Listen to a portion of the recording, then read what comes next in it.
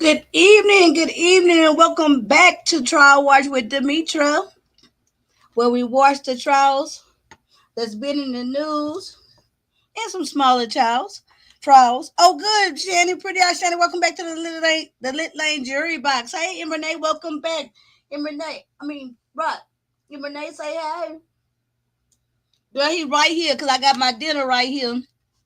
I'm gonna eat while we listening. So you best believe he right here. All eyes on me. My flower, you are back on time. Living Kurt Bixon. Welcome back to the Lit Lane Jury Box, you guys. Hey, Miss Sansafran. Welcome back to the Lit Lane Jury Box, baby. Y'all are on time up in here tonight. It is gonna be a great night of testimony. Good evening, Tiki. Ooh, y'all on time. Tonight, y'all know we're watching the state of Tennessee versus Finnegan. This is the sex torture trial, whereas it was two co-conspirators, but right now it's only one on trial. That's Sean Finnegan. Okay, Rebecca Dishman to the left there. She has already already pled guilty to first-degree murder, and she turned state witness. By doing so, she was able to avoid the death sentence.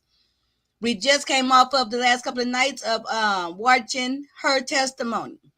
We heard Rebecca give details about what happened to the victim in this case, Jennifer Paxton. Jennifer Paxton was 36. Ooh, many kids. She was also homeless, drug addicted, alcoholic, and everything that came with that lifestyle. The two violators in this case kidnapped her, lured her in with the promise, of eating, being able to take a shower. Whereas they kept her, tortured her, handcuffed her, sexually and physically tortured her, then unalived her. They put her body, which stayed in a deep freezer for over 8 months. Rebecca Dishman and the defendant, Sean Finnegan, was in a consensual relationship, a BDSM relationship. And Rebecca claims that it got a little bit out of hand. So we have where we left off with Rebecca's testimony and cross-examination. We heard Rebecca mention many times her neighbors, Mahogany. It was the neighbor Mahogany who, after 8 months or more time than that, but Rebecca living there with Sean, the defendant, thought that or was under the impression that Rebecca was a victim herself and tried to get her to leave from that relationship by way of a domestic violence shelter. So they set that up. Rebecca packed up her things, left with her neighbor Mahogany, was supposed to be getting with a domestic violence shelter counselor and starting a new life. Hey, Jill, you right on time.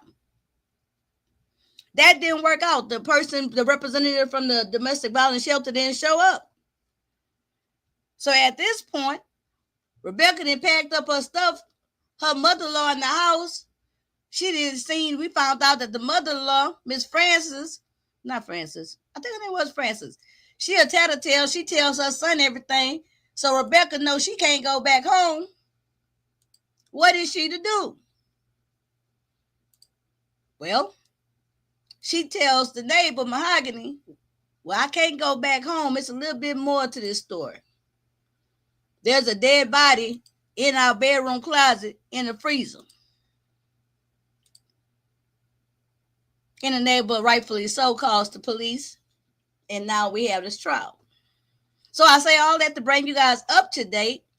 Tonight, we will hear the testimony from, I think, first Mahogany's husband and then Mahogany. Now, I know a couple of the Lit Lane Jury Box jurors are very astute. Okay, Living, no problem. And I saw like maybe the first or second time they said Mahogany's name. I think it was Tiki. It might have been somebody else was like, I bet you anything Mahogany is black. Well, we shall see. We shall see. Spoiler, I'm not giving no spoilers. So this is going to be good. Even if you hadn't tuned in for any testimony and it's a brand new case to you, tonight is some testimony that you can kind of jump right in on, okay?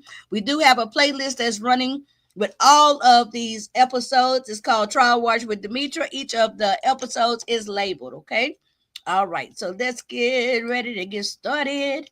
Please hit the like. But first, before Mahogany and her husband, it's about 10-15 minutes testimony from one of the neighbors. We're going to watch that real quick, and that will end the day one. We just now with this witness here. It's going to be the end of actual court day one, but we've been doing it for a week now. Let's see. Present. Tiki said, nah, that's a black ass name. Oh, and shout out to the folks over who may be finding this channel over on Trial Watch with Demetra. The chat is actually happening here on my other channel, Demetra Lit All Day. We will be officially relaunching Trial Watch with Demetra, where this live will be taking place solely over there in January 2025. If you look on the About tab, you will see the link to this channel. So, anywho, let me cancel that. Let me present. One moment. Okay, let me close. I'll keep close. Okay, video file. Hey, Betty Boop. Good evening. Welcome back to the Lit Lane Jury Box. Betty Boop should be all caught up with this trial. Because I know I saw you throughout the weekend replaying, going through the playlist. So you should be all ready to go. Now, where is this other... Now, I saw, when I opened this up, I actually saw... That's okay. I can do it right now. Oak Ridge. Right, how would we get to Fairview Avenue? The first neighbors. Or Let me drive. see. Is it Okay, Avenue or Drive? Did you say? Avenue. I'm sorry. Okay. How would we get to Fairview Avenue? You would go down the turnpike and turn by the dollar store. Okay. Is that the Dollar House? And we head into Oak Ridge. How would we get to Fairview Avenue? Or Drive? Is it Avenue or Drive? Did you say? Avenue. I'm sorry. Okay. How would we get to Fairview Avenue? You would go down the turnpike. I must have cut off something. My bad. The dollar store. Okay. Is that the Dollar General? The Dollar General, yes. Okay. Do you know the name of that road that you turn on there? Hey, Lady T, we just started the testimony. Florida Avenue Florida. sounds familiar. It's been a while, Florida, right? Yeah. Okay, so if you take a right on Florida Avenue, how do you get to your place that you lived at on Fairview? You would turn right onto Fairview. Okay, so right on Florida, right on Fairview. Mm-hmm. Okay, and the type of place you lived in, could you describe for the jurors what type of building it was? It was like a townhouse. There was 4 units. Mine was on the very end, and Sean's was right next to me. It was a fourplex, yes, so to speak. Yes. Do you know what a Semesto house is? No. You don't know what a different plans of Semesto houses in Oak Ridge are? No. Okay. But that fourplex that you're in, you see them all over Oak Ridge, right? Right. Okay. And in fact, when you turn onto Fairview, there's another fourplex on the corner of Florida and Fairview, right? Right. And you're not that one on the corner, but which one are you from there? The next one. Okay. And your particular apartment is the fourplex is running perpendicular with the street, right? Right. All right. May I approach, Your Honor? What's my next exhibit number? 10.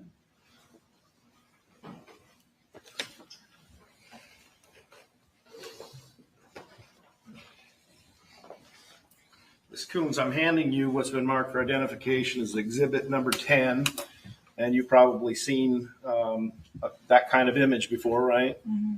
And what are we looking at? That's a 5-head. It's the street view of where I lived. The street view of where I lived. Okay. Google overhead Google Maps, image, a yeah. Google map image. Okay. And do you recognize the cross streets that you just testified to the jury about Fairview in Florida? Yeah. Okay. And do you recognize which apartment was yours versus which in this particular exhibit? Yes. Okay. And you see your apartment there? Yes. And if I can have you circle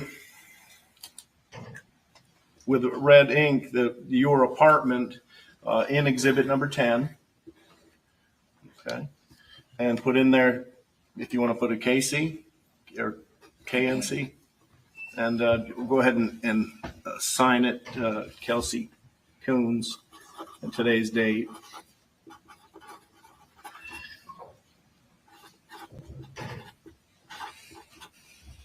Okay. And do you know Cole? Okay, y'all, just to let y'all know, I kind of break in a lot, but I'm eating my dinner. Okay, so I'm gonna let her play out. And Mahogany Pico? I know of them. Did you know where they lived in relation to your apartment? Yes. Okay, I'm going to give you a black pen. Welcome to the Liz Ain't Jury Box, Captain Smith. Welcome back. She's definitely ahead of the game. Welcome to the Liz I'm Ain't going to Jury give you a Box, black pen, Kim. and I'm going to have you circle and put CP and MP inside the circle over their apartment. It's not right.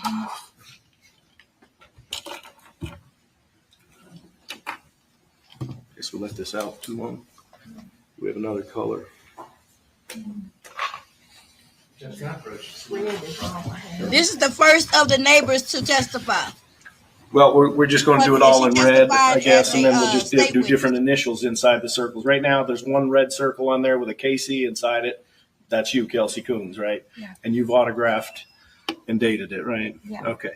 So now we're going to have you circle where Mahogany Pico and Colt Pico lived, and put a CPM/MP in there. And finally, I want you to circle, and you had another neighbor named Sean Finnegan. Mm-hmm. Do you see him here in the courtroom? Yes. Where is he? He's sitting right over there. Record reflects you pointing to the defendant, Sean Finnegan. You did. Where did your neighbor Sean Finnegan live? He lived right beside me. Okay, circle that and put an SF in it. And do you know who else he lived there with? Becca and his mom. Do you know Becca's name? Rebecca Dishman. So if you put inside the circle SF RD, and we're going to move this in as the physical locations judge for Exhibit 10 of the different apartments. You just tardy. I'll send it to each other, and if I can put that up while she's explaining the exhibit.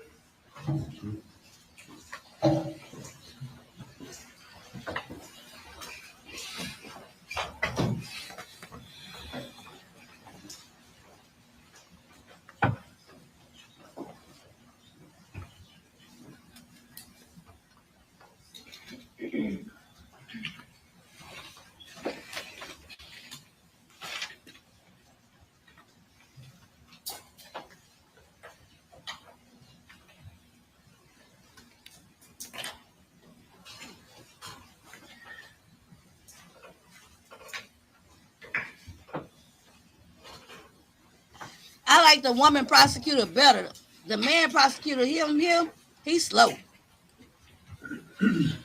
And so you just made mark notations on exhibit number 10. Could I have her stand down just so she can use this to just indicate to the jury what she marked on the paper exhibit?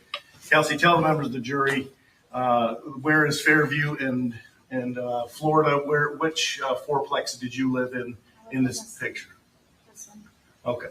And your unit was actually on the street side, on Fairview side, the far end. So there's three other tenants as this exhibit goes north, right? And with regard to the Picos, where do they live? Okay. And is there a difference in these units? It appears there's wings on the end and a main part in the center. The ends are just single, and the middle is 2 bedroom. Welcome back to the Little Age. Okay. So as we look at the exhibit, both on the ends are one. Nobody late tonight because we off schedule. Nobody late. Nobody tardy. Everybody get a holiday pass this week, okay? All right. I'm listening, but I'm listening from the phone because I got to go warm up some more food. That wasn't enough. Hey, the Beep Sector Podcast. Welcome back to the Little Age Jury Box. This is the first neighbor to testify. This is not Mahogany and them, but this is the neighbor that lived in the same side of them. No, I think she lived in a unit behind them. Okay, we'll see. Hold on. 1 bedroom units, and there's two bedroom units in the middle, and then on the far side, another 1 bedroom unit. Right. And you lived in that 1 bedroom unit on the end, right? And who lived right next door to you? Sean. Okay, so you shared an adjoining wall with Sean Finnegan and Rebecca Dishman, right? Okay. How long did you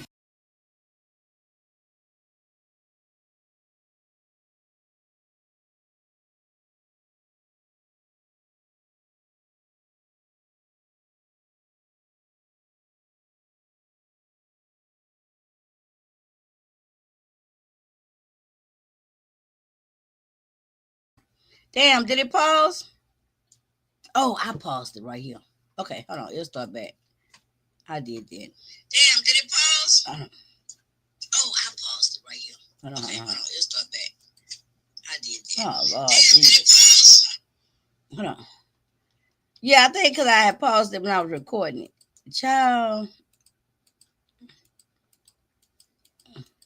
I told y'all I had a rough day today up in here. Child, I ain't even sweat back up. Y'all gonna have to just let me make it on that one. Okay? And I'll get it corrected and I'll play it again. Cause I don't know what happened with that. Let me see. Okay. We're gonna get the other part not messed up. Hold on. I don't know what happened with that, but we're gonna move right along and I'll bring it back around. Her testimony was only like 15 minutes, but I'll still bring it back around and more. Or when we finish these other people's testimony. All right, hold on, let's see. She was born anyway. All right, this is the meat and potatoes. Apartment to your apartment. Yes. And you also know the floor plan or layout of their apartment and your apartment. Yes. Okay. And so Well, actually, I think this is the next day because she was the last witness on the first day. It was only about 10, 15 minutes. And then she was the first witness on the second day of the trial. So here we go. So in terms of shared wall space, what rooms share the wall space in between that separate your apartment from their apartment? What is the room on the other side? My living room, it would have been his living room on the other side, and upstairs would have been his bedroom, the main bed, the master bedroom. Okay. My kitchen, the other side of my kitchen would have been his kitchen, and above that would have been the other room. Okay, so both your kitchen share a wall and your living room share a wall. Yes. When you say that there's a master bedroom above your living room, his master bedroom, you're talking about Finnegan's apartment. Yes. Is there a second bedroom in that? Yes. And where is that above? Directly across from his bedroom. Okay. Is that above the kitchen? Above the kitchen, yes. Okay. And so, with regard to that, I also see that there's maybe a chimney sticking up out of there in between the two apartments. Yeah. Good evening to you, me. Welcome back to Tell the Midnight Jury the Box. jury about that. That would have been in between mine and his living rooms. Okay. Do you have a fireplace in yours? We did. Okay. And on the other side, it would share that chimney, a fireplace on the other side? I imagine so. Okay. I'm going to now show you what have been marked for identification as Exhibit number 3. I'm sorry, these are actually in evidence, Exhibit 3 and Exhibit 5. Take a look at those if you would.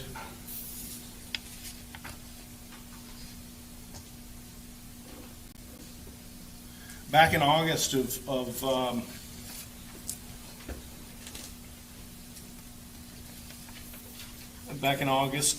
actually August 5th, did you become aware that something had happened next door to you in that apartment that we're talking about, that Sean Finnegan was in?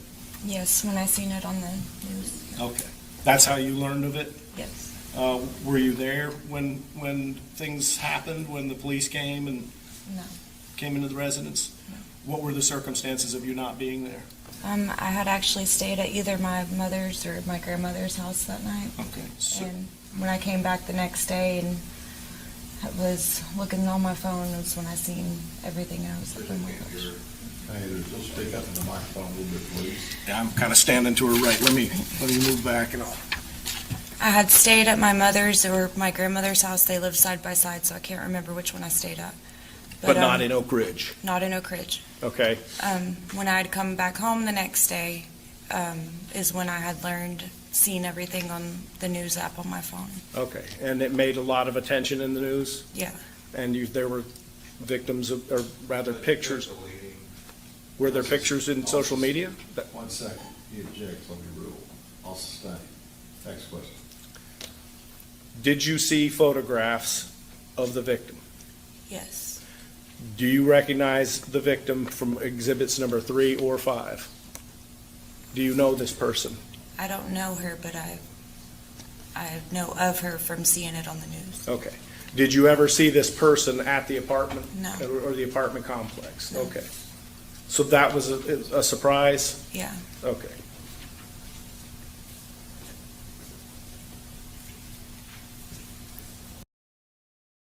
let me pause it right here. So this trial obviously was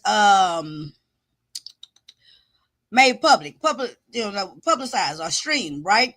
So I'm pretty sure the people in the 1,000 people at the Lauren Crime or Court TV, I'm pretty sure they was dragging her forehead too. Cause and I wonder if she went home that night and she had to hear everybody talk about her forehead, and all she did was try to go give her witness testimony.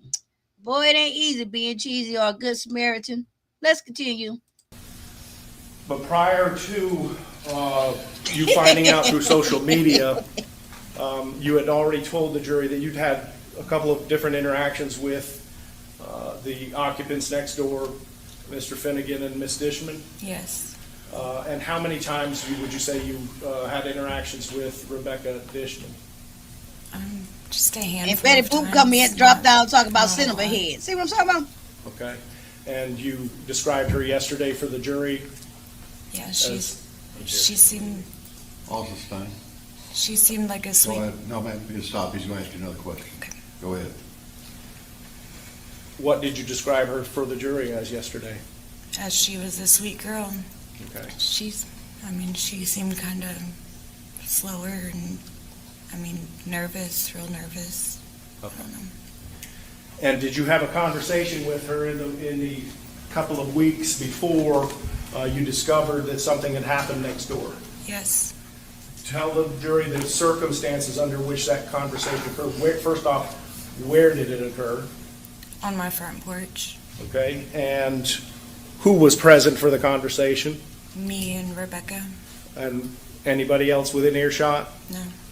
And what did that conversation tell the members of the jury? What was that conversation? She was just talking about how she was scared of Sean, was scared that he was going to kill her. She wanted to use my phone to make a fake Facebook profile to try and find a ride to get away from him. How did you react to that? I let her make a fake Facebook profile on my phone, and So you physically gave her your phone? yes, And you're a Facebook user? I was, yeah. So you had the app already on your phone? Yes. And explain that if you would. You just create a different person on the phone? Actually, no, I take that back. I haven't had the Facebook app on my phone in a while. I let her do it through Chrome. Okay. I'm sorry. Explain that for us if you would. You let her do what through Chrome? Go to Facebook and make a Facebook. Okay. So she accessed essentially through the internet? Yes. Okay. And do you know what the name of the profile she created? Luna Dishman. Okay. And what was her stated purpose for creating that profile? To try and find a ride to get out. A local rule based on our previous rule. What was her stated reason for creating that profile? Because she wanted to try and find a ride to get away from Sean. And did you believe her? I did. I kind of thought she was exaggerating a little bit on the she was afraid he was going to kill her part, but after seeing everything I did, I don't think she was exaggerating at all. Okay. I didn't really hear that. Yeah, say that again. I said at first I thought she was exaggerating a little bit on she was scared he was going to kill her, but after seeing everything on the news, I don't think she was I'll exaggerating. sustain that. Disregard what you saw in the news. Go ahead. Do you regret your actions at all and how you reacted to her statement to you? Objection, Judge, I'm not sure the relevance. Sustain.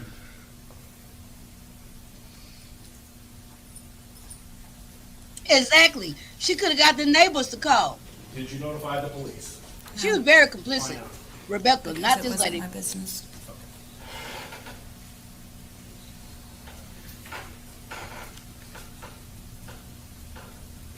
But the police eventually came to you, is that right? Yes.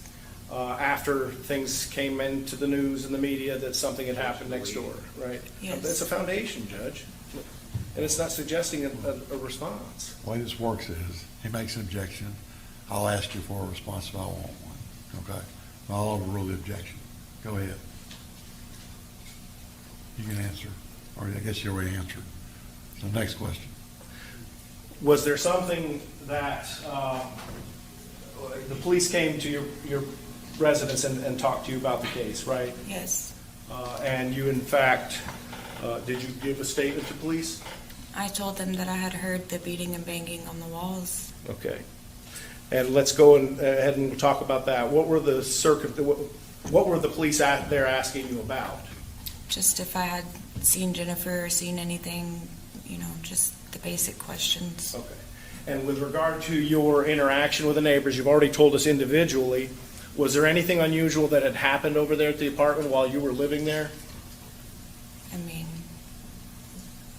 like with... that you conveyed to the police? Just the beating and banging on the walls. Okay. We'll get to that. Had there ever been anything other, when we're talking about this, the beating and the banging, what was it that you were alerting the police to? That was it. Okay. And let's describe it. When did this occur? Just a day or two after. When did what occur? I'm sorry. Okay. I'm being confusing. I get that. I'm sorry. Child, Shortly she get lost after, in her thoughts, I guess. you learned in the media that something had happened next door. The police came and asked you about activity next door, right? Yes. Okay. And in response to their questions, you provided a statement. Yes. And you told them the truth about what things that had happened over there, right? Yes. And you told them about the incident between Rebecca? Yes. Okay. But you also told them about another incident that occurred prior in the past while they were neighbors. Completely leaving now. It's laying the foundation for what she's Still leading, suggesting an answer. How is he leading the witness when he talking about and referring to what she made in a police statement? Maybe he need to give her a copy of the police statement. He need to say, like I be seeing him say, if I gave you a copy of your statement to the police, would that refresh your memory? See, I be watching my stuff. Lady T said she probably thinking, I can't believe this shit. I'll overrule. Go ahead.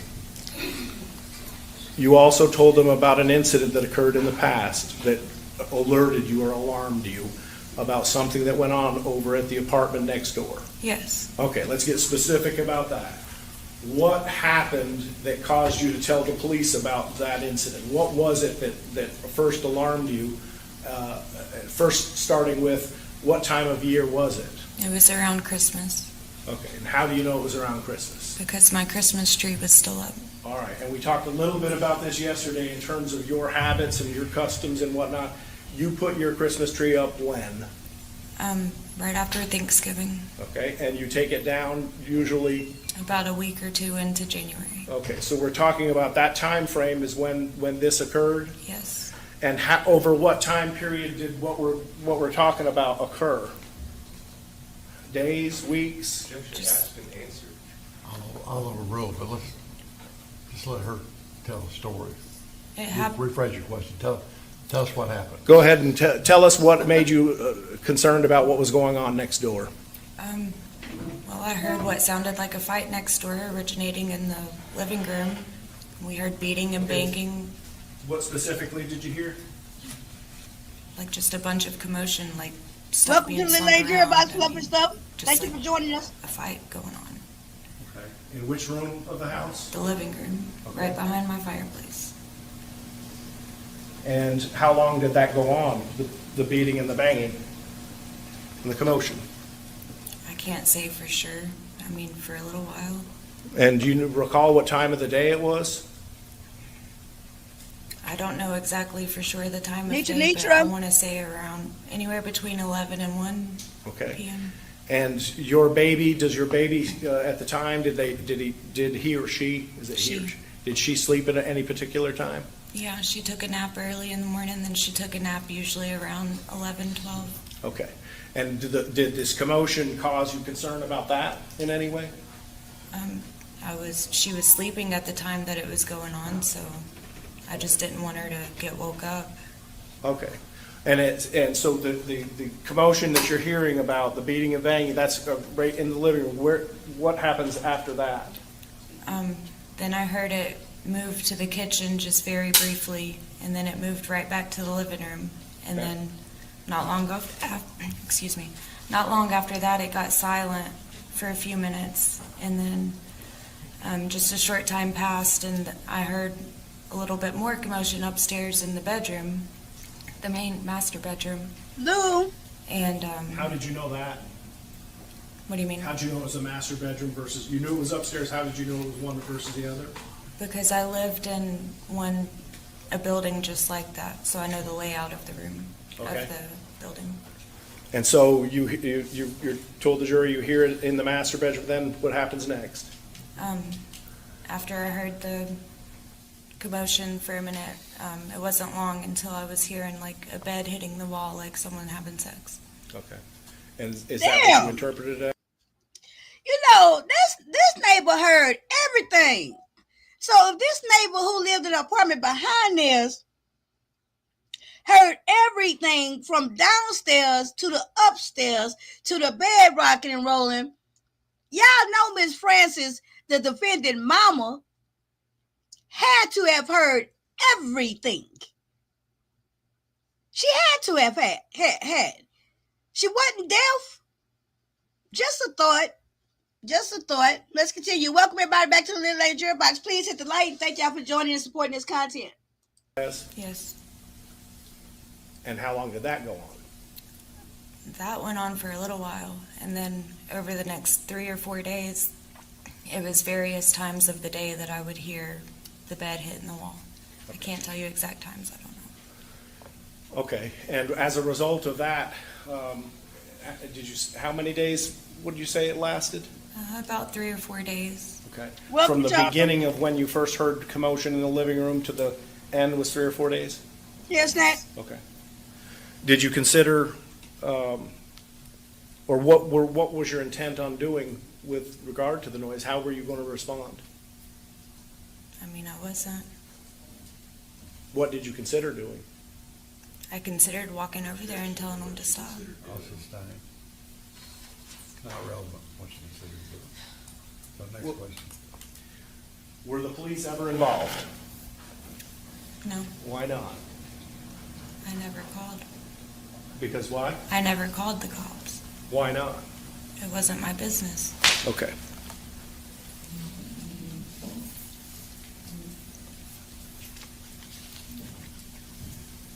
What did you conclude? Oh yeah, I'm sorry, but my nails take too long. I can't be. I'd rather type the comments in and let it go. So I might, if I see y'all comment, because I can't just type comfortably, I might put a star by it and come back to it. But I see the questions. I see that I think it was T. Lady T say, "Is the mama Francis an invalid?" No, because she wasn't. She might not have been fully mobile, but she was not an invalid, because we heard from the testimony from Rebecca saying that the first night that they brought the victim to the house and he was beating the victim over the head, the defendant sent Rebecca upstairs to divert his mama, Miss Francis, because she was heading down the stairs.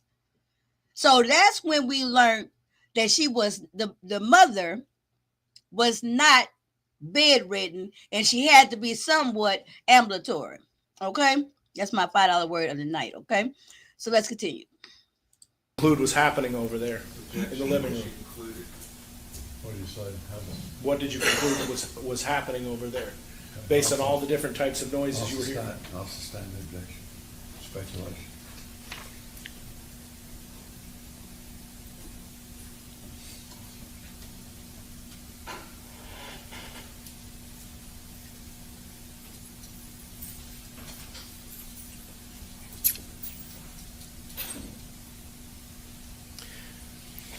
Do you know whether or not Mr. Finnegan was home at that time? Joy. I don't know.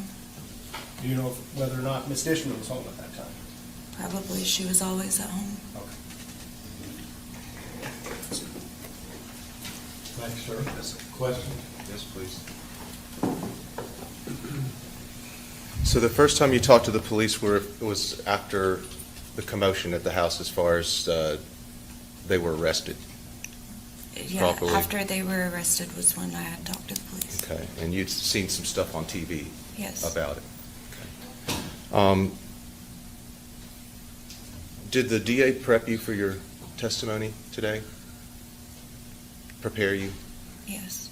The DA prepared you for your testimony today? I talked to them, yes. Yesterday? No. A while back? Yeah. Okay. Because when you talked to the police, you didn't tell them any of those details about living room or kitchen or any of that stuff, did you? No. Okay. In fact, what you said was that you heard some noise, like Yes. banging on the walls. Yes. Okay. And you didn't say anything about a bed hitting a wall. You didn't say anything about anybody moving from rooms. You didn't say anything about a pause. I didn't go into straight detail on what I had said, but I did mention the bed hitting the wall, yes. Okay. And if you had believed that there had been a murder there, you would have called the police, Probably, yes. but you didn't call the police. Probably. Because I thought that it was just Sean and Rebecca having a dispute. Wasn't my business. That happened before, huh? That never happened before. I never heard any kind of noise like that before. So you just assumed that they were having a dispute and banging the wall for hours? I guess. Okay. But you don't know if Sean was even there, right? I don't remember. Okay. And then earlier you testified that your shift was, 4 a.m. to 1 p.m. at that time? I was off the day that this happened. You were off the days this happened? Mm-hmm. Okay. And you recall at what time of day it was now? Because you didn't tell the police then. They didn't ask. Okay. I wrote a statement and that was it. The police didn't ask you what time of day it happened?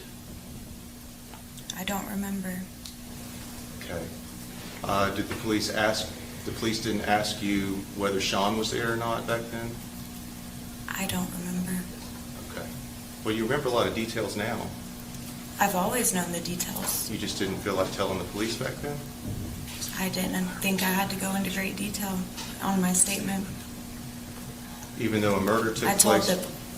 I told the basics of what I heard. Okay.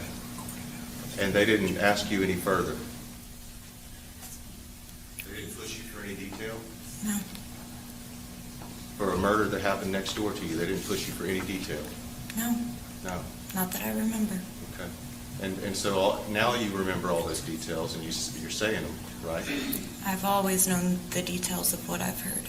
Okay. But this is the first time you're saying them in front of people, correct? Yes. In front of these people, yes. You didn't tell the police? No. You also talked about your relationship with them, and you didn't really have a relationship with the neighbors, right? You never carried on a conversation with Rebecca before then, really, other than hi. She had come over a couple times Okay. and just kind of talked. Can't tell you what we talked about because I don't remember. Okay, but it wasn't about her being abused, right? No. Okay. So this one day, 2 weeks before all this happened, this one day, she came over to your house and told you that she was scared, Yes. right? That she was scared Sean was going to kill her. Yes. And you had heard a commotion 9 months before, right? Yes. Banging for hours and all this stuff happening over there, right? Yes. And she came over and she told you that she was scared he was going to kill her. Yes. And you just thought she was exaggerating. At that point in time, yes. Okay. Because that'd been your experience as their neighbor, right? You just thought she was probably exaggerating. Yes. Yeah. At the time, I didn't know that the beating and banging and her coming and telling me she was scared for her life was connected. Well, you still don't, do you? Well, no. Okay. But you've seen some stuff on the news and you've talked to the prosecutor, right? Yeah. Yeah. Objection, Judge, can we approach?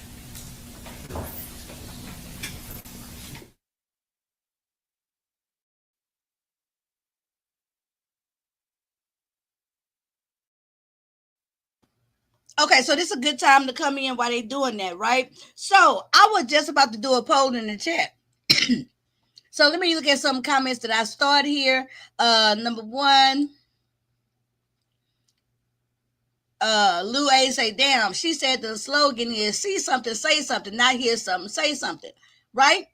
Lady Steph said if she made it her business, perhaps that lady would still be alive. Hold on, pause. I'm in my commentary. Tiki said, can you imagine one day you're minding your business and the next you're sitting in court for several days testifying? Joy said she getting her 15 minutes of fame. I guess it's her business. It's her business now. And then Betty Boop finally says, I know a person who spoke up and became unalive. Sometimes it's not that simple. So, hey, Lady Sparkum, can you, we started off with Tiki saying, can you imagine being just a neighbor in your house? You ain't got nothing to do with nothing. Then all of a sudden you dead in the middle of a sex torture trial, right? You got to remember all this stuff. You know, the stuff being televised. They talking about your forehead. And all you was doing was minding your business, living in your house, right? And then you got the defense attorney. He come up and he making it seem like it's your fault the woman dead. That's a lot of pressure. Now let me ask y'all this. I'm not gonna say, you know, in your places of residence, do y'all call the cops every time? Like if you hear something, some scuffle or a kerfuffle going on, or a couple or your neighbors arguing, do you call the cops when you hear your neighbor maybe disciplining their child and whipping their ass? How far does it have to go? How loud does it have to get? Right? For us, and I'm gonna say you because I'm just posing it to you guys, right? Because I was thinking about this myself. If my neighbors to the left of me get into a all-out drag out over there next door, I'm not gonna call the cops. I'm not gonna call the cops. I have to hear somebody saying, call 911. Okay? If I hear somebody screaming, get the police, I'm calling the police. If I hear that type of shit, I'm going to take that as a whistle for somebody to help me get in my business. Or if I hear some bloody murder screaming, you know what I'm saying? Like some shit that scared me. You know what I'm saying? That's just really scared me. And, you know, I don't know. But other than that, like a lot of people saying, we are pretty much into the point of just minding our business. You know? Joy say he looking at her like she a snack, okay? But I see a lot of no's. Y'all not going to just call. And Lady Steph say, but didn't he say it went on for hours? Right. But I think that the defense attorney, he's saying that went on for hours being dramatic. Because she didn't say that. She said for a little bit.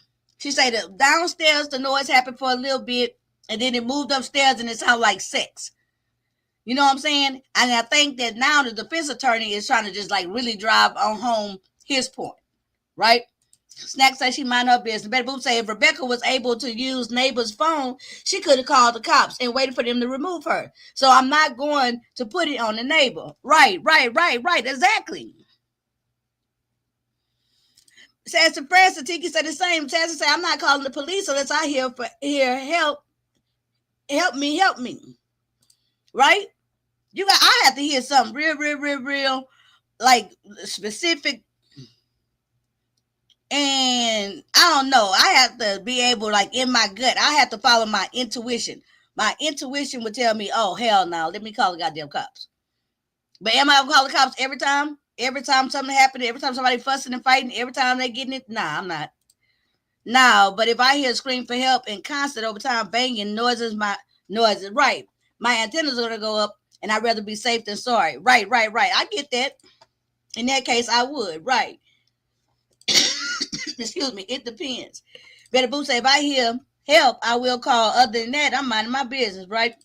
Chopper say, bump all that. She didn't give a damn. Oh, Lord. Right. It has to be real bad for me to call. Right. It depends. I'm not just going to take the my business position. Right. I think I would have to listen because, you know, I listen when people get in the fight. I'm nosy like that. So if I hear some shit going on next door or downstairs, baby, I got my ears to the goddamn wall. to know I be listening. Hey, but these 1953, welcome back. You're not late. I gave everybody a holiday pass. So I'm gonna go ahead and continue with it. I just thought that made for a good conversation right then. And y'all do remember the story of how the true crime story that happened in New York, which was the reason they created the 911 call, right? Drop a one in the chat if you know about the case that made for 911 to be. Man, I told that all of us in the rock. Hold on. Drop a one in the chat if you know about the true crime murder that happened that made for, which is why they created 911. Child, I fucked that all up again. Let's continue. Just let me know if you know what I'm talking about. You know the story. Hey, Bert. Thank you. Any more questions? Me too, Lady T.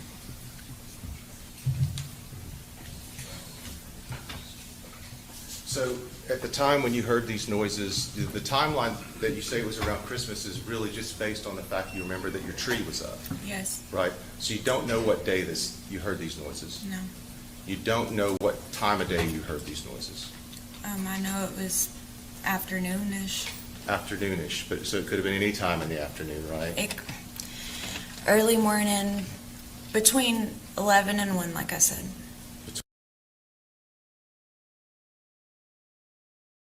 Between 11 and 1. Yes. Okay.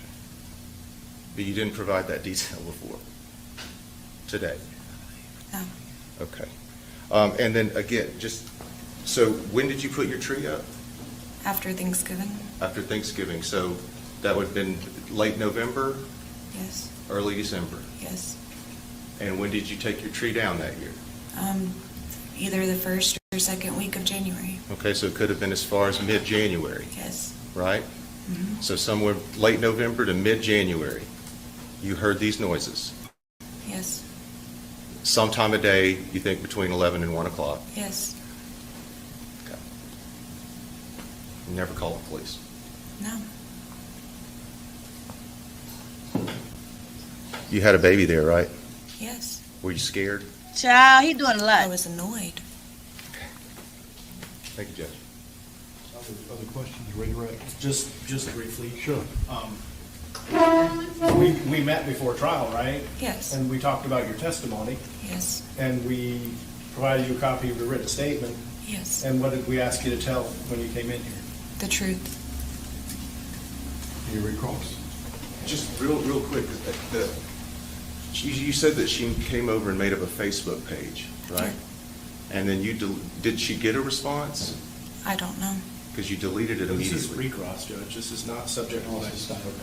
I agree. All right, thanks, man. You can stay in the corner, free to go. Thank you. Have a good day. You too. Who's next? Cole Pico. Baby, she said, God damn, let me get up out of here. No, I don't want to stay and wait to hear nobody else. I don't care. I want to go home. I need to get out of this apartment and give me a house freestanding. Thank you, lady, for your service. Oh, look at the flat booty.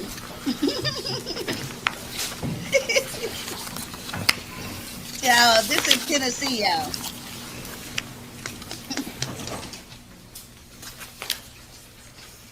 Everybody got a pen? We're missing one. We need one more. Sidebar, y'all. Sorry, my fault. I just realized why I've been a little loop-de-loop the last 2 days. I never did cut my air conditioner back on from that first little cold snap we had. Well, I didn't cut the heater on, but I cut the air off, and that's why I've been up in here frying my brain. I just looked at the thermostat. It was on 81 degrees up in here. All right, let's continue. Now, this is either going to be, I think this is going to be the husband of Mahogany, Right. the ones who actually helped her try to get to the police. Still raise your right hand. I said she heard the bank. Nothing but the true stuff you got. Yes. Thank you. If you have a seat there, if you'll speak up in that microphone, that'll help everybody hear. If you'll tell me your first name and last name and spell them both. Colt Pico, COLTPEKOC. Questions? Mr. Pico, you resident of Anderson County, Tennessee? Yes. And how long have you lived here? Wow, 8 years? 8 years? Where are you from? Where do you hail from? Illinois. Okay, Chicago, Illinois? Right outside, yes. Okay. And where did you live back in 2019? Florida Avenue in Oak Ridge, Is what particular address were you at? 302. Okay. Who'd you live there with? My wife and kids, What's your wife's name? Mahogany. Hey, always And be what a are your- How cruiser. many kids you have? And you're right, Betty Boo. How old are they? 15 and 6. Okay. How long did you live at 302 Florida Avenue? I don't even know for sure. That's a wife question. Okay. Years, months? Yeah, days? years. Years? Years. Okay. And what kind of place was 302 Florida Avenue? Single-family residence, multi, what, tell us. Yeah, it was describe a 2-story quadplex. Quadplex, as in Yeah. 4? Yeah, it's got the 1 bedrooms on the ends and then 2 bedrooms in the middle, and it's 2-story in the middle. And what did you occupy in the quadplex? The 2-story in the middle, like if you were looking at it from the street, it'd be the right apartment. Was your front door facing what road? Florida Avenue. Okay. And so, do you have the building behind you, is that owned by the same landlord? No. Okay. Different landlords? Yeah. But the same landlord for everybody in your fourplex? Yes. Okay. That's different. Mr. Pico, do you venture out and get to know your neighbors at all? No. Why is that? I grew up in a neighborhood where you don't talk to your neighbors. Okay. You don't need to know them. From Illinois? Yes. From Chicago, that's the way Yes. you know your neighbors? Okay. And so you pretty much stick to yourself? Is your wife the same personality? No, my wife's a social butterfly. Okay. And so in terms of connections or social interactions with neighbors, yours, how would you describe yours versus your wife's? If I see them, I'll say hi and go on. Okay. She talks to them. Okay. And did you have an opportunity at any point to get to know your neighbors in the building behind you? Because of my wife, yes, Okay. So how so? partially. Like I- What do you mean because of your wife? Well, I don't talk to them. I don't care to know people. And if she talks to them, I end up eventually having to. Because she befriends them? Yes. All right. And moving on specifically to the building behind you, who did you know were occupants in the building behind you? That is, you're on Florida Avenue. We're talking about the fourplex immediately to your back door. She knew everybody in that building. Okay. Was that building similarly situated like yours? Yeah. It was like a fourplex? Yeah. Okay. I think ours was a little more modern, like had been renovated through the years a little more, Okay. but essentially set up the same. And specifically, did you have an opportunity to meet a woman named Rebecca Dishman? Yes. And what were the circumstances of you meeting Rebecca Dishman? Her and my wife were friends. Okay. They talked and hung out. And so, tell the members of the jury how much time and opportunity did you have to observe Rebecca Dishman over the course of time that you lived there and that she lived there? I would see her here and there. On the weekends, she would come over and talk to the wife. That'd be like the only time that I would actually have interaction with her. But she'd come in your house? Yeah, she'd All come right. over. And you would converse with her? Yeah. And you formed an opinion of her? Yeah. And what was your opinion of her? She was simple. Okay. Kid-like. Okay. How so? She just didn't have your typical adult. Now he thought she I was don't- simple. She dressed kid-like. She would be excited about stuff my kids would be excited about. Okay. She was just very simple. Okay. How about her reaction to other people that you were friends? That's a nice way of did you saying notice dumb. anything unusual about that? She would cling to anybody that gave her attention. That was nice to her. Do you actually judge that? I'm sorry. What was your objection? Relevance. All over the room. You were saying she would cling. Tell us what you mean by that. I had a friend that was staying with me, and he would just be nice to her in passing, and she thought he was into her. Objection to what she thought and said. How did she behave around him? She would get giddy. Okay. And at this point, are you aware of Sean Finnegan? Do you know what his relationship is with her? At this point? Yeah, that's her boyfriend. And Sean Finnegan, is he here in the courtroom? Yeah. Point him out for the jury, if you would. Reflect he's pointing to the defendant. So basically, Rebecca was flirting over there next door, over there to these people's house with their company. Rebecca was a little bit of a tramp, okay? Period. You know, we don't like Rebecca. How you got on that bed? How you got on that bed? Child, Rock then jumped up on the bed for the first time. I guess he was tired of me. Y'all heard Rock barking at me. He was barking at me to put him on the bed. I guess he didn't have time to wait for me. I ain't never seen him jump on the bed, but I'm sorry. That was a sidebar. Let's continue. My bad. I had an outburst. Mr. Finnegan, You did? you said that he was her boyfriend. Yeah. And but you also saw her getting giddy with other Objection. people. Bleeding, Judge. She's testifying. I'll sustain. You also observed her behavior. Yes. And your characterization of her as simple, why is it that you characterize her in that way?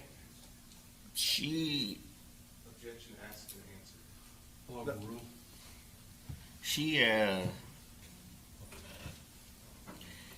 she seemed like she needed a lot of help in taking care of herself, Okay. as in simple. Like, All right. And in terms of her relationship with Sean Finnegan, what did you have? Did you make an opinion at any point about who was the leader in that relationship? Objection. He just said that he didn't have a whole lot of contact with them. I'm asking about his knowledge of the relationship. All over the room.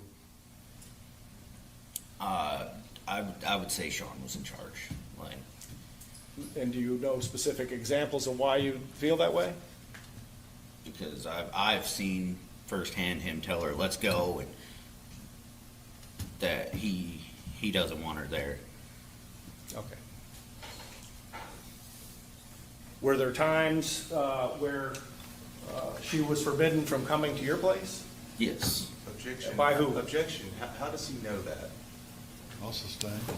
Well, who were you told by them? Objection. Hearsay. If it came Child! from the defendant, then he can say. Then ask that question, and the defendant ever tell me? Defendant ever tell you, or were you ever present when the defendant told her she ain't coming around no more? Yes. Would she behave? Would she behave and honor that when he'd say? To my knowledge, yes. Okay.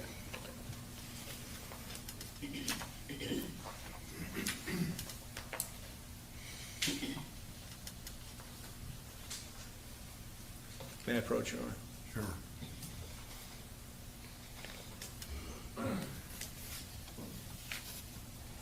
Exactly, Sassy. Let the defense see it. Did y'all see this? Okay.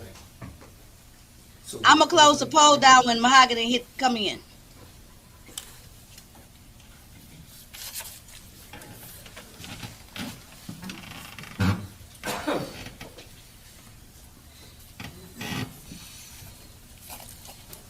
Mr. Pico, I'm handing you exhibit number 11. And just to tell the members of the jury what exhibit number 11 is.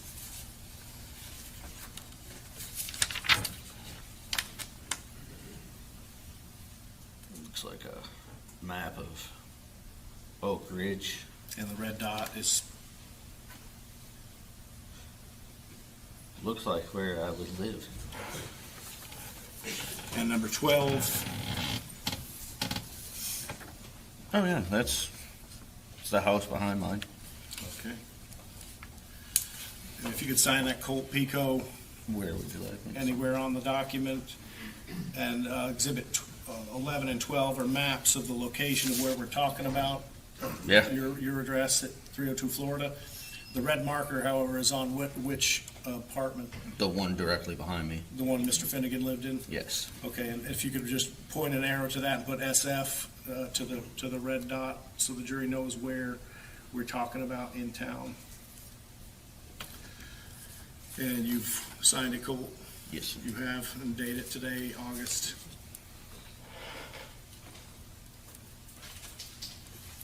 Okay, and initial exhibit 11 is a location in town.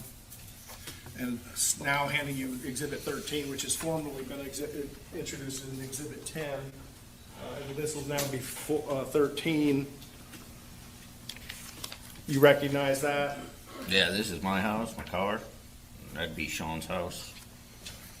And it's definitely not a high-tech court. While he's explaining and signing. They very old school. Previously exhibit number 10.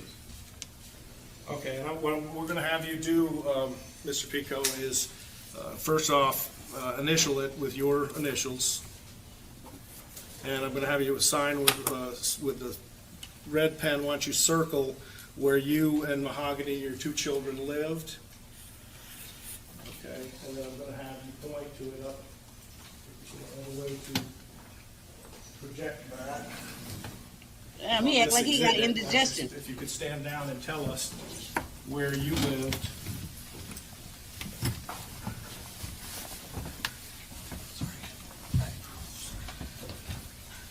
We lived here. Now what the hell wrong with him? Why is he having a hard time standing up, and why is he acting like he in pain? What's going on with him? Child, it's a lot going on. It's a lot going on. In this little apartment, And where did the defendant live? directly behind us, his back door and our back door lined up. Okay, and did you know Kelsey Norwood? I knew her by name and just seeing her. Okay. Where did she live? She lived here on this end part. Okay. And you had a little trouble getting down from the stand there, Yeah. Mr. Pico. Tell us, at the time, back in 2019, 2020, were you working? I was on short-term disability and leave from work at the moment. You got some back issues? Yes. And we would move that, his, Oh, in okay. as 13. I thought it was already 10. I'm sorry, Judge, I've marked another one for 13 that's identical as 10, but he's made notations Okay. on All right. 13 here, so. Okay, 13 it is. Go ahead and mark it CP, the red circle with it, inside the circle put CP and MP from Colton. I swear, every time they say CP, I be thinking they talking about colored people, like CP time. Every time he said that to the last witness, mark it CP, and I said colored people. And I say, okay, not time. Okay. And then go ahead and circle what you just told the jury where he lived, Mr. Finnegan, with a blue pen, and put SF. So now, Judge, that new exhibit would be Exhibit 13, a replica of Exhibit 10, but Mr. Pico's recollection. We'll take 13 and pass it to the jury, please. So, Mr. Pico, it appears on Exhibit number 13 that you share a driveway in between the two units, is that? That is not our driveway. That is their driveway. And where would you park? My car is the black car out in front of my unit there. We parked on Florida.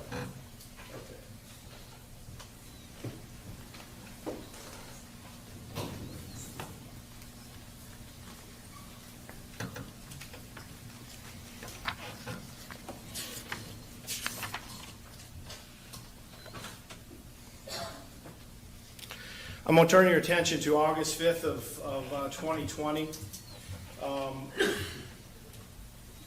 Obviously, you were living there, same arrangements we've talked about in exhibit number 13. Yeah. And you, Mr. Finnegan and Ms. Dishman were living behind you. Yes. You've already told the jury that your wife had befriended or had a friendship with. You just can't, well, you can't suggest an answer. Just ask him a question. Yes, Your Honor. I know you're trying to speed things up, and I appreciate that. So I'm not being critical of it, but just try to ask him questions, not leading. You already told the jury that you don't like to get in other people's business, but that something happened August 5th of 2020 that you felt you were getting in other people's business. If you can turn your attention to that, okay? Yeah. All right. What is it that had been happening in the complex, so to speak, that caused you to be involved in something on August 5th of 2020? My wife had been trying to help Rebecca get out of the home because my understanding of it was All sustained. How did you personally become involved in what your wife was fixing to do? she wanted me to call a shelter. What, Well, what, that's not, this is more the effect on the listener. that's right. That's not for the truth of the matter asserted. It's going to what he did in response to that, so I'll allow that question. Go ahead. What does your wife ask you to do or participate in? To find a woman's shelter that she could take Rebecca to. Okay. And how long had that been going on? That process? A few months. I called and set something up that day. Okay. Where? A shelter in La Follette, I believe, Why La Follette? because that was the only one that was open and intaking. I guess that's what you call it. How did you find this place? Google. And who did you speak to? I cannot remember the woman's name. What were the circumstances of how you were going to arrange what was going to happen? She told me that she needed to talk. I'll overrule what he did in reaction to what her comment was, so not for the truth of the matter asserted. Go ahead. What were the circumstances of what was going to happen? How was this going to be arranged? She was going to talk to Rebecca and meet them at a police station with some of Rebecca's belongings. And that was your personal conversation? That was my conversation, and then she said that she needed to speak to the victim to make sure that that's what she wanted and that we weren't forcing her to go. And what did you do to accommodate that? Told my wife what was needed, and then she took a phone to Rebecca after Sean had left for work. Why did you take a phone? Why was a phone taken to Rebecca? Because she was not allowed to have a phone. And when you said that you did this after Sean went to work, what was Sean's work schedule, if you know? I know he worked evenings at a pint house. Okay. And what was the plan? You said what time you were this was all going to happen? There was no time set to my knowledge when I talked to the lady. Okay.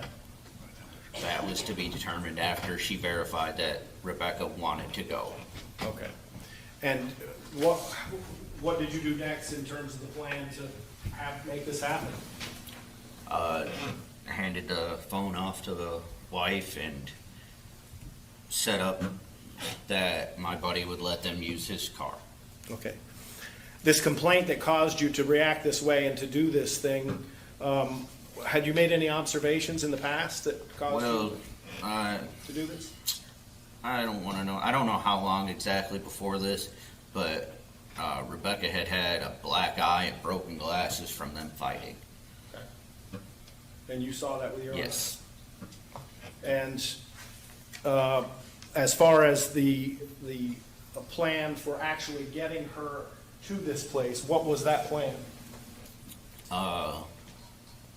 After Sean was leave for work, she was going to pack all her stuff up that she could take and load it into my buddy Mike's truck or SUV thing, and the wife was going to drive her off to meet this woman at the police station in La Follette.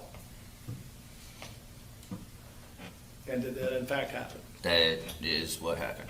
Okay.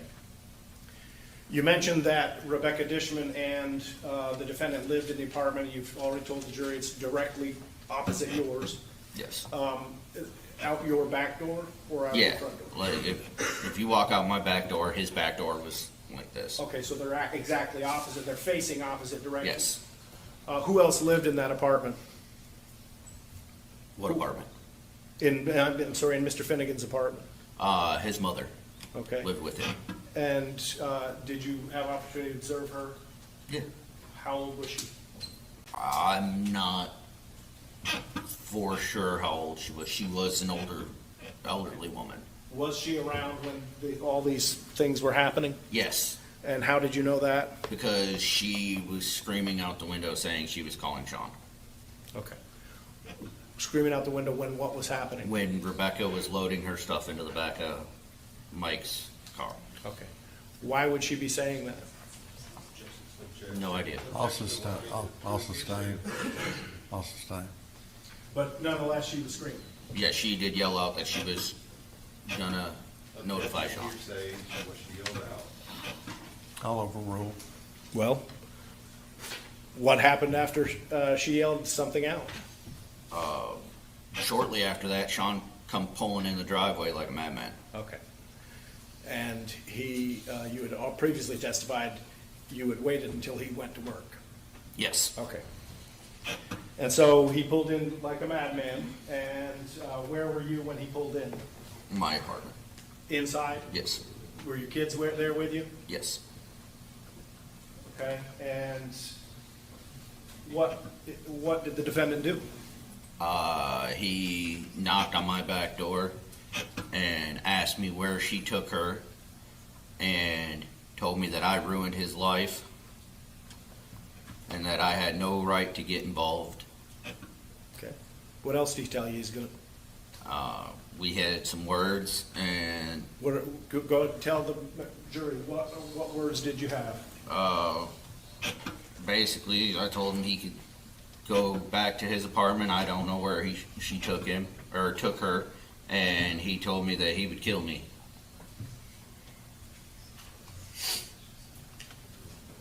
Did you also, at any point prior to this, did you have any further communicate? Can I borrow your mic? Okay, while they doing their sidebar, it's a lot going on right here. So y'all making some great observations. Tiki says, but I wouldn't expect anything else from the Lit Lane jury box. If you're new to this content, Trial Watch with Demetra, and you up top watching from the clouds, drop down and participate. All perspectives and opinions are welcome. This might be one of the safest chats Lit Lane has. Tiki said, I appreciate his effort trying to help who he thought was a battered woman. Very true. And you also said none of the neighbors called the police when they heard scuffling, but they all tried to help Rebecca, at least in different ways. And we all know Miss Francis is Mama Bates. The gentleman's Okay? been testifying. If you listen carefully, which I know you did, he's referred to some statements made by another person other than the defendant. Those statements are hearsay. Remember, I defined for you what hearsay was, and they're not to be considered by you for the truth of the statement. But rather only its effect on him and on the witness in his response to those statements. Does that make sense? So what he heard is hearsay. That doesn't mean it's true. It means he heard this and this is how he says he responded. Got it? Okay. Sorry to interrupt. Go ahead, sir. You just said that he said he was going to kill you. Did he make any specific ways or threats that he was going to accomplish that? No, sir. Okay. With regard to your communication, you had told the jury that you had spoken to the people on the phone and Rebecca put her on the phone. Did you have any further communication with those folks that you had set up after your No, wife sir. and Rebecca leave? Okay, and do you have any communication with your wife? I had talked to her, I believe it was after they had made it to La Follette and they were waiting for the lady. Okay. So chronologically, tell the jury Did he arrive before or after you spoke to your wife that they'd made it to La Follette? He had arrived before. Okay. I had talked to my wife. Okay, so he arrives, those words are exchanged, and then you speak to your wife? Yes. Okay. And with regard to that conversation with your wife, what do you do next? I had talked to my wife. She had told me some disturbing things. Also staying, don't tell me what your wife told you. Okay, next I question. guess, Judge, we would assert the same basis that it's the reason that he is going to make the call that the jury's already heard. What he was told by his wife would be non-hearsay, I'll is still that? sustain the objection. Okay. Based on a conversation you had with your wife on the phone in La Yes. Follette, I called the Did you Oak Ridge use- Police Department, and when they showed up, he had made it a point to come from his apartment to the front of my apartment. okay. What did you tell you called the 911 Yes. center? Okay. And you reported something to them, Yes. and they sent a unit. Yes. And where were you while you waited on that unit to come? In my apartment, And where was he? standing on his back porch. Okay, and how do you know that? Because my back French doors look straight to his apartment. All right. And did the police arrive at some point? Yes. And where did they park when they arrived? In front of my apartment. All right. And so where was the defendant when they parked in front of your apartment? When they arrived, he come from the back of his apartment, around my building to the front.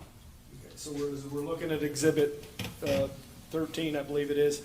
The police arrived and parked on Florida? Yeah, they parked behind the black car on Florida. Okay. And where is it that the defendant, if you could just point to us on that exhibit, where was it that the defendant, you said he went around? Yeah, What were your words? He come around the end of the apartment. If I could have him stand down and just show the jury where. He come around from his drivers do you to wanna- East Fairview.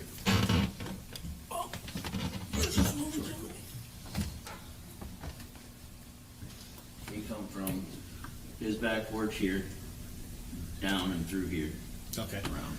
And why did he come down and around? No idea. Okay. Where did you go? I went to my front porch and talked to the police. Show the members of the jury your front porch on that exhibit. This is my front porch. Okay. And where is he standing when the police This arrived? lawyer don't care nothing When about he- this man and his when they bad arrived, back. He was back here. You could've gave him a pointer. I'm assuming he seen him pull up. And he come around Assuming and to here. I'll sustain. Simultaneous to the police arriving, where does the defendant go? To here. Okay. In front of your residence? Yeah. Towards you? Towards me and the police. Okay. And do you convey what happened? What's that? What do you say to the police? I let him know about him knocking on my back door and confronting me about my wife taking him, and then his statement that he was going to kill me. Okay. And was he within earshot of you when you were talking to the police? Was he For- within, you just described a distance that he converged there, For right? the first part of me talking to the police, yes, he was within earshot. Okay.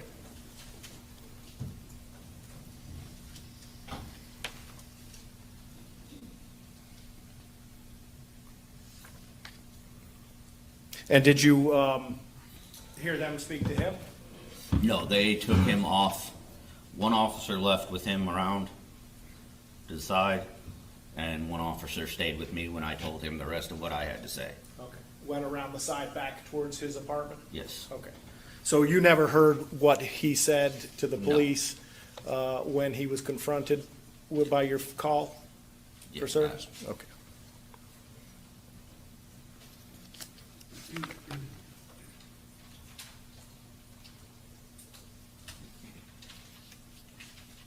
And of course, were you present later that evening when the police arrived again? Yes. How did this particular situation end? You said you told the jury that the police went around and you were out front on your front porch. How did that particular thing end? It ended with them saying that they're going to monitor the situation. I'll sustain the objection. When the police left. Yes. But did they really leave? So, okay, so this is very interesting, right? So at this point, I'll finna say, okay, so at this point, Rebecca then took off in the car with her clothes and stuff with the wife Mahogany. The mama, Miss Francis, didn't peep that action, called Sean. Sean came home, and the witness, was at home. Because Sean made them threats to him, that's why he called the police. But, at this time, Mahogany got Rebecca in the car, and nobody knows yet about the body in the freezer. Okay. Want to make sure. Girl, we got cop cars outside. I see flashing lights right here. Let's see. No. Okay. What did you observe in your neighborhood going on from that point on with regard to police activity? Several different units parking in different locations, watching to see which roads left from the area. Okay. And were you watching too? Yeah. Were you watching the defendant? Yeah. And what was he doing during this time? He was tearing stuff out of his house that my wife had given Rebecca, and tearing it up, throwing it in the trash, and standing there staring at my apartment. Okay. And how long did this go on before the police that you're, when you said there were police in different places, were they in undercover capacity? Yes, they were in unmarked cars. And No problem, Lou. I got a little lost. how long in did the that go for a on moment before too. the police made their presence known? Several hours. It was 4 o'clock in the morning, I believe, when they went into his apartment. Okay. So you were present? Yeah. And you watched things happen from your own apartment? Yes. What did you see him remove from the apartment? They brought what looked like a body down in a black bag. What looks like things, and there's going to have police officers testify. I'll sustain it. They collected evidence, they took things out of Yes. the apartment.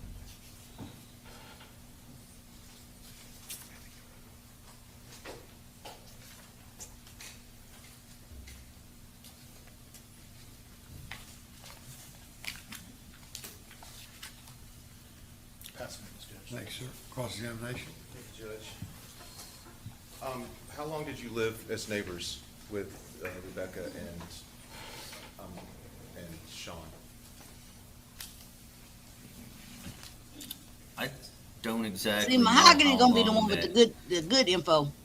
I know that we had lived there before Sean had moved in, and I can't tell you exactly how long they had been going together because I didn't care. Right, you didn't pay any attention back then. I didn't. It wasn't your concern. No. Yeah, so how long did Sean live there before Rebecca moved in? A little while. A little while. Yeah. A year maybe, Not sure. but a while. Yeah. Okay. And you said Mahogany was Rebecca's friend, but if Rebecca said that Mahogany was Sean's friend, She had talked to Sean too. okay, She talks to all our neighbors. okay. But Rebecca said she wasn't Mahogany's friend, that Mahogany was Sean's friend. Would that be a true statement, you think? No. I would object to that, that's. I'll overrule. Go ahead.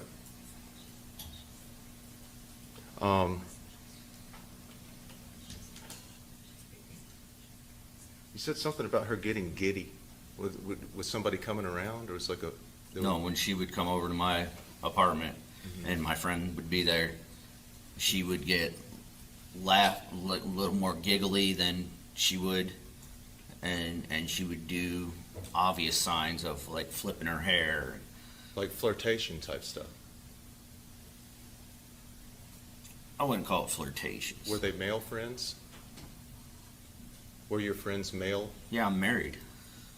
Okay, okay. I mean, you can have friends that are girls if you're married, but if you, they were male friends. She was flipping her hair and flirting, acting I giddy. wouldn't call it flirting. She acted giddy and different Yeah, when they were there. she would. Let me tell you something. This type of husband I need, okay? Because even the thought of having a female friend is unheard of, okay? He can't even fathom how is it possible he married and got a god doggone girlfriend. You know what I'm saying? Like, what? Even after that man, even after the lawyer say, well, you could have female friends, he look like, boy, boo. Miss Steph 219 say, okay, yeah. Mahogany definitely black. I see it now.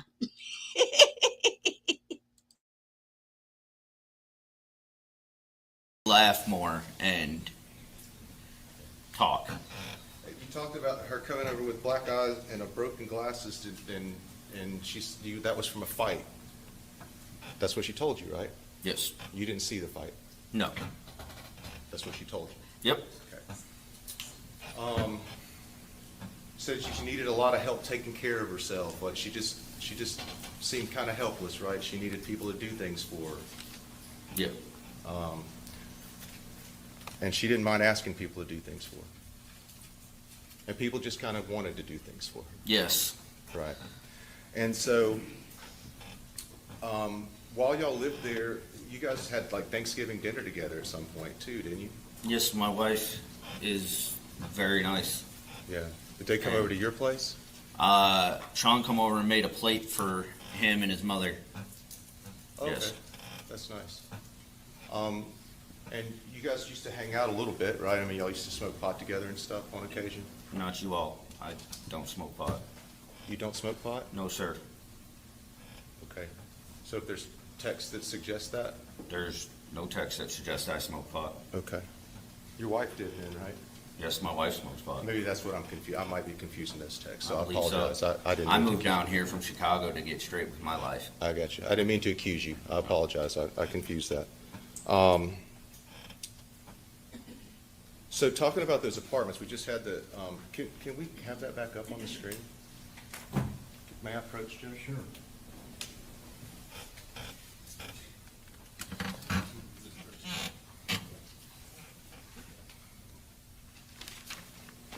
So we're going to look at it, oh, sorry, for the record, Exhibit 13 again. And you said that the way these are built, or the way these are designed, these are two-story, right? Yes. And these side ones are one-story. Yes. So there's no upstairs on these two ends, right? No.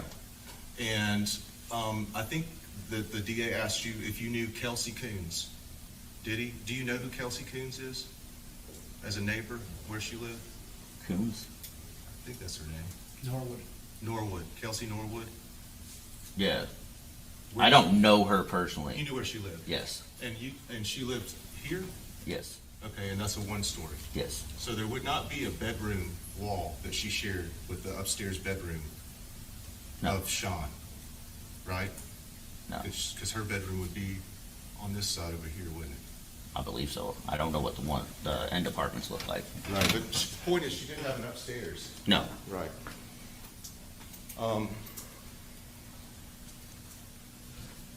And you lived there with your wife and your two kids. How old were your kids at the time? Sadie was little.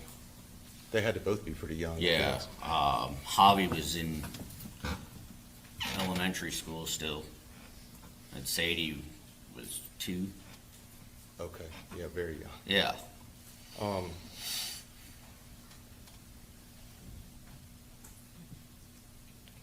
So did you know that Rebecca was a CNA? Nope. Never talked about that? Okay. That would shock me. She was, wasn't she? That's crazy. Yeah. So, did you know that she took care of elderly people? Nope. Okay. You know anything about her before she moved in with Sean? Nope. Okay. Sean had an elderly mother that lived there. Yeah. They've described it as she was basically hospice care, kind of elderly. Yes. Right? So it would make sense that while Sean was at work, maybe he wanted some help taking care of his elderly mother. I don't know. Don't know. But if his mother was at home on hospice care, Before Speculation. Rebecca came, she would come out and Objection walk to the dog. speculation. okay. Whatever he came over, what he said to you when he Wait a came minute. home.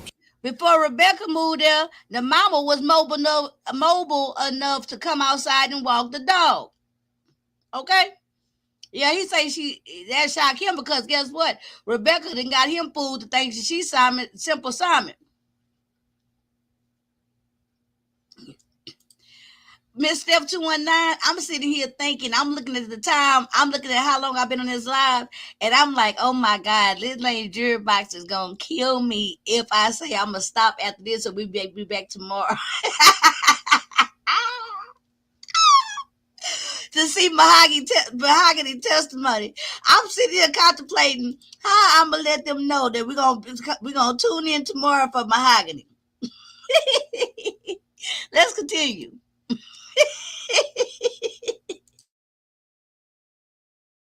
She was yelling out and said Rebecca's leaving, right? Or I'm calling Sean? Yeah. Okay. And then he came home. Yeah. And when he addressed you, he basically said, you ruined my life. Yeah. Okay.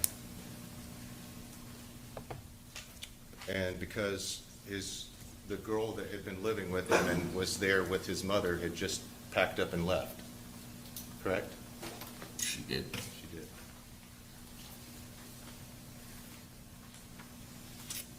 Can I have just a second, Judge? Yes, sir. That's all I have to. Can you redirect the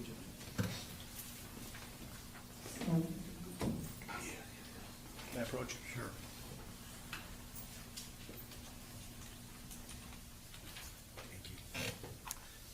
Okay, y'all. So we will be I'm able. showing you Colt has been Hold marked on. for When identification. he as finished, Exhibit I'm gonna let 14. y'all It's see labeled mahogany, on the and then bottom y'all of gonna come back Google. tomorrow to hear mahogany. I keep wanting to say mahogany. Google me, exhibit number 14. Mahogany testimony. And I want you to look at that exhibit and then orient yourself. What is that Google image of? This is the backside of Sean's apartment. Okay. And this is a Google Street View, so to speak, of, Yeah. of the apartment. Yeah. And we would move this in, Judge's Exhibit 14, and let him explain the layout. Okay, 14 it is.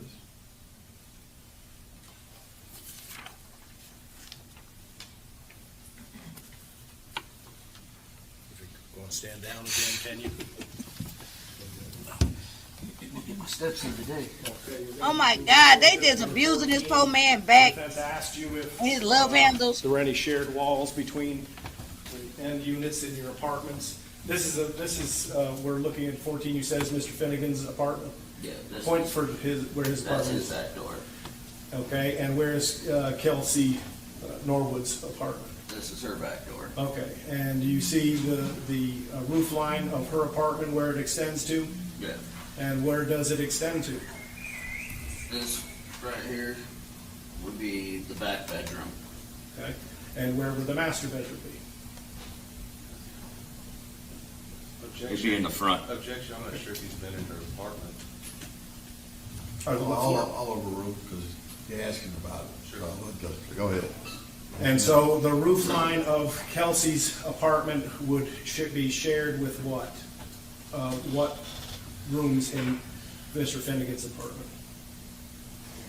It would be the big room in the front and then the back room here.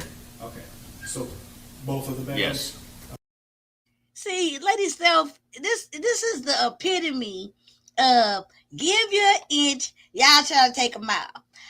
I already gave a free pass for all of Thanksgiving week. Okay? I gave that without having to negotiate. Okay?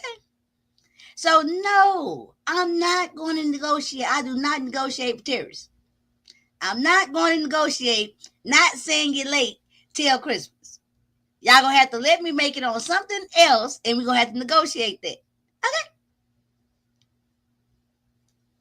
Overruled. That's all I have. All right? Yes, you stay there. I want you to. Oh, I appreciate that. No problem, buddy. So. Betty Boop, do not encourage this Lady is the Steph, okay? fireplace, Yep. And the fireplace splits the living rooms, right? There's a living room on Yes. this side of the fireplace, there's a living room on that side of the fireplace. Her bedroom would have been over here probably. Sean's bedroom would have been up here on this side, It would be this side over here. this side On the over front of the here, house. okay? On the front of the house. Yes. And so the living room splits here and it's way over there, isn't it? No, this is right here between these two windows Uh-huh. is the center wall for the. This judge be very interested, okay? For the living room. I can appreciate that. For the rooms upstairs. For the rooms, because this wall right here would divide the little room and the big room. Okay. But downstairs, there's no wall right there, right? That the living room is open where the fireplace is? Yeah. There's the wall that connects these two apartments Right. and the fireplace. Okay. Living room, bedroom, space, right? This is kitchen here. It'd be living room in the front of the house. Living room, kitchen, bedroom. No, it'd be living room. it's living room, Okay. kitchen. Okay. All right. Got you. Thank you. Yeah, thank you. Any redirect? Okay, sir, you step down. Free to stand in the court. We're free to go. What's that? You can stay here, or you can go. Good. Okay? Thank you. Thank you. So, ladies and gentlemen, it's 10:20, so what we'll do is we'll take our morning break. It'll be for about 20 minutes. We'll start back at 10:40. The judge pays very close attention. So we're gonna fast forward it. Hold on. And we're gonna go and see. Let me see what the poll say. The poll says this is a close poll for the Little Lane jury box. Normally it'd be almost unanimous, but it say, I took Tiki question. I copied and pasted. What's the chances that this man, Cole, got the jungle fever? Because we know Mahogany is his wife who gonna testify next. So let's fast forward it. Cause I didn't catch it in time when I was recording it to okay. I'll just let you ask whatever you want to. Hold on, just some lawyering. Baseball bat. They took her upstairs. They chained her to a bed. She took part in that. That he strangled her out within a few days. Choked her with a shoestring. All What? of those factors that they are suggesting that this witness is lying about, because they said in opening statement she has completely reversed their roles. Judge, you just said it. I said it in opening statement. I didn't call her a liar a single time yesterday. I pointed out some inconsistencies in her statements, but I didn't call her a liar a single time. What they're trying to do is have her testify multiple times. Well, let me hear from what this lady's going to say. And then we'll go from there. Your Honor, also just on the record, here's the best evidence, Judge. I mean, she's testified about all this stuff. And I'll just let you ask whatever you want to ask, and then we'll. Well, I'll just go right straight to what she was told when the disclosure about Mr. Finnegan's involvement. Okay.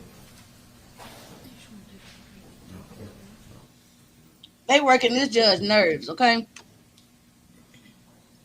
Then when they say why I'm trying to rush off, girl, it feels like I've been in this chair for a couple of hours. I think because I only had an hour between the last live. That's why I like to do them one in the afternoon, earlier, and one at night. If you'll step up here next to me, please. And I think we still got like 2 Come on up hours here. for Mahogany testimony. It's not quick at all. Uh-oh. If you're Here ready, go Mahogany. You swear to tell the truth, the whole truth, and nothing but the truth, so help you God. Thank you. If you'll have a seat right there, if you'll tell me both your first name and last name, it's important you speak up, because we all need to hear what your testimony is. Does that make sense to you? Yes. Okay, tell me your first name and last name and spell them both. Mahogany Pico, MAHOGANY, So questions you want to ask in regard to, I guess, prior consistent statements by Ms. Dishman? Yes, what Ms. Dishman told her on August 5th of ahead. 2024. 79% Ms. Pico, of the you transported Little Lane Ms. jury Dishman box to got it right. shelter. She The is intent black. was to transferred her to a shelter in Claiborne County on August 5th, 2020. We'll say 30 more minutes. Tell the member, or tell the judge what it is that she disclosed along the way with regard to her involvement with Sean Finnegan and a body at her residence back on We can Fairview go 30 more Avenue in minutes. Oak Ridge. On the way, when I was taking her to go get order protection on the way to the safe house, it got quiet in the car, and she's like, "Mom, I need to tell you something." I was like, "Okay." And she's like, "Sean killed a girl." And I was like, "Okay, Becca, I didn't think it was true because it's Becca." And she looked at me and she started tearing. She goes, "I swear on my parents' grave. That's what? I swear on my parents' grave." And she started tearing up. And then Okay, no. We're gonna stop it after this because what's happening right now, she's not testifying. This is the jury is out of the court right now, and they trying to stipulate what he can and cannot ask her. Okay, so that's what's happening. So we'll let this go and then we'll end it for the night.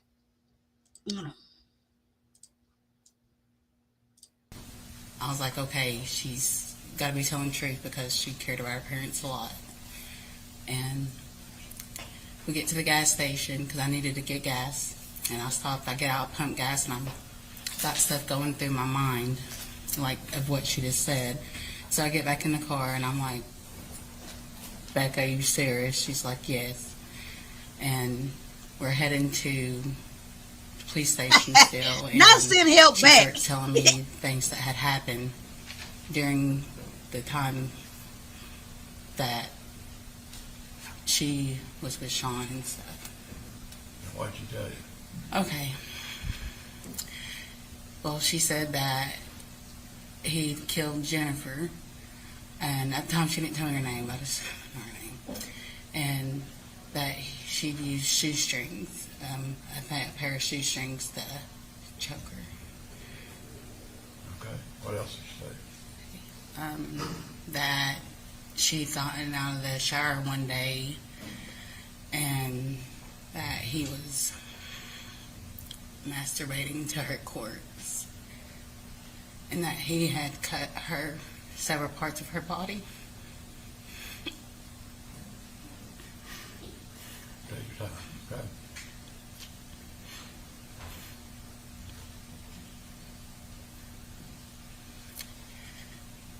And that her body was in a freezer in their closet.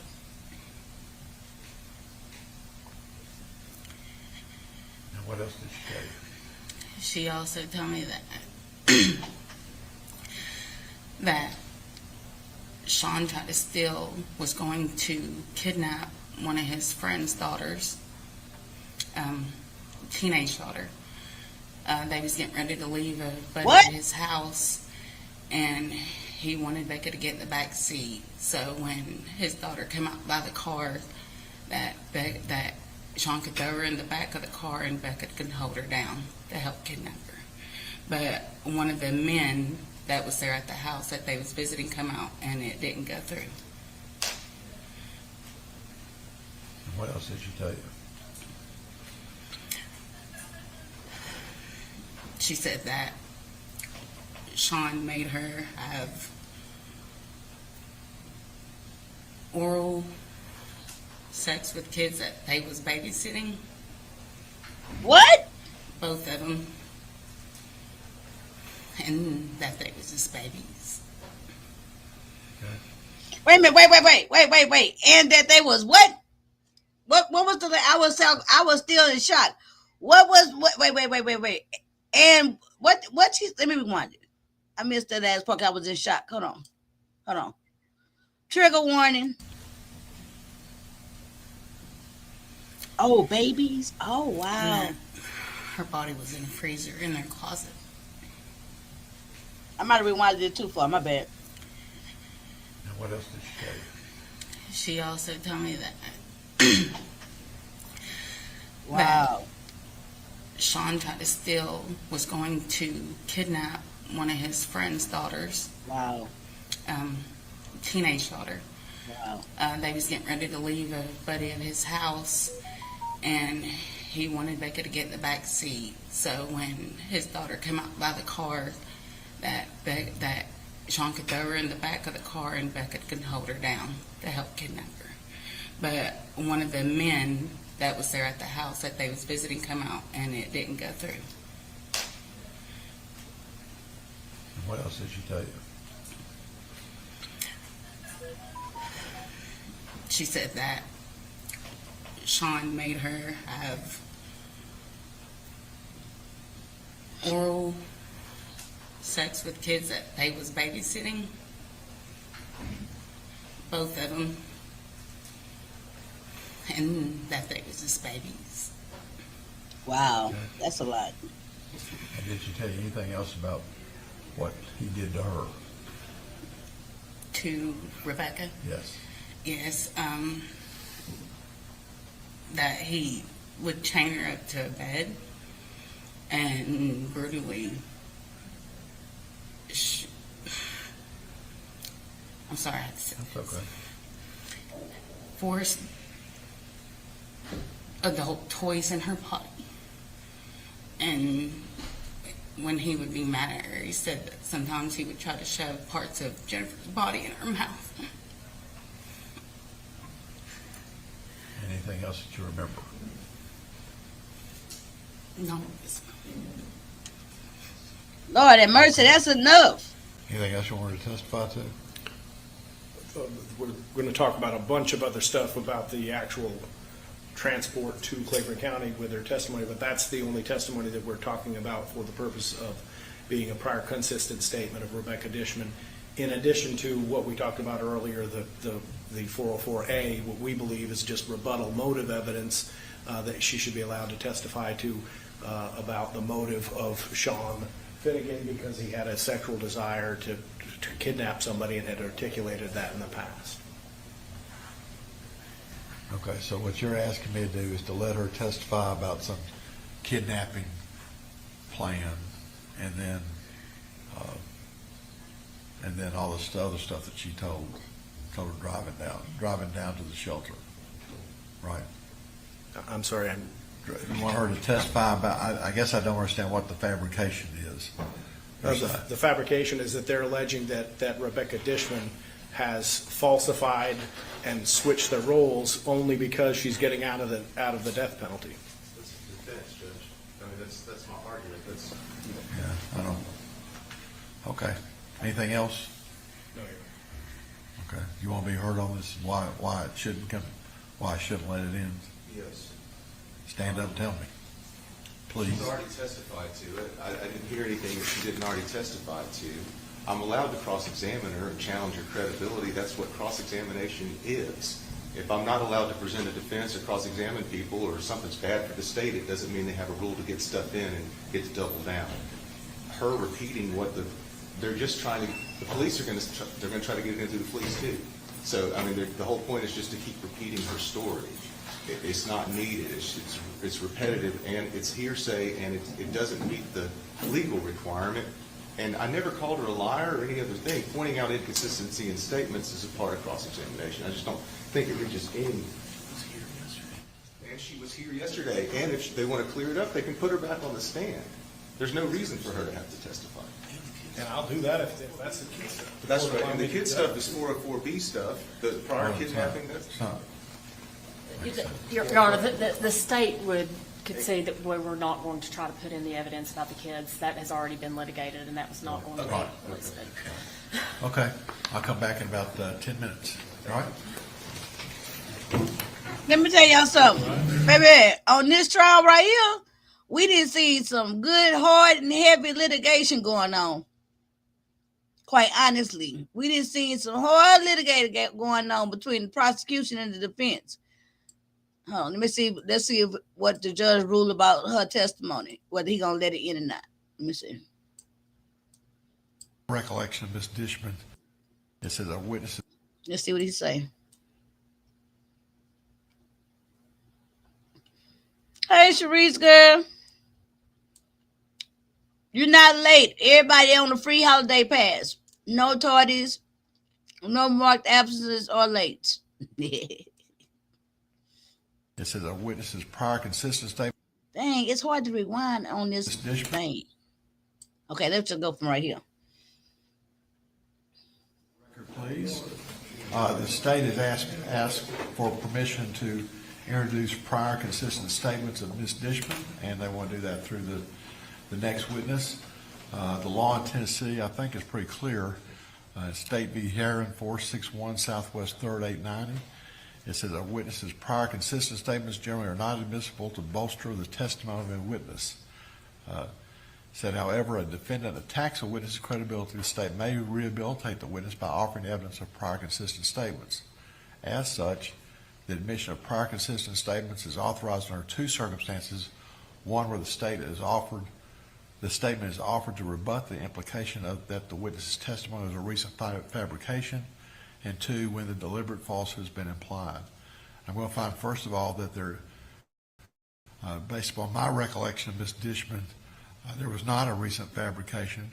If she said she didn't remember something, she said she didn't. She said she'd never mentioned the torch before, never mentioned the box covers before, was honest, I think, that she did not disclose those actions to the police. And I don't think there was that the defense in regard that there was a deliberate falsehood, that saying that a deliberate falsehood's been implied. So I'm going to deny the introduction of that evidence, but we do have it on the record, so an appellate court can certainly look at that and see if I erred in that ruling. So, Judge, with regard to our 404A request, okay. So you're bringing the same stuff under 404A now? no, just the kidnapping. In fact, that he. I'm not going to bring up the kidnapping. Child, he closed that book so fast. I've already ruled on that before. Under 404B. See, y'all playing with me For the tonight. 404A, I'm not allowed it either. I think it's Sharice, don't listen to your co-jurors, okay, right now? It's late and they hallucinate. Cannot allow that to be introduced. Okay.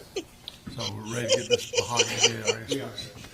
And this is exactly why we don't go over 2 hours. Okay? If and when we go over 2 hours, the lit lane jury box tends to lose their mind.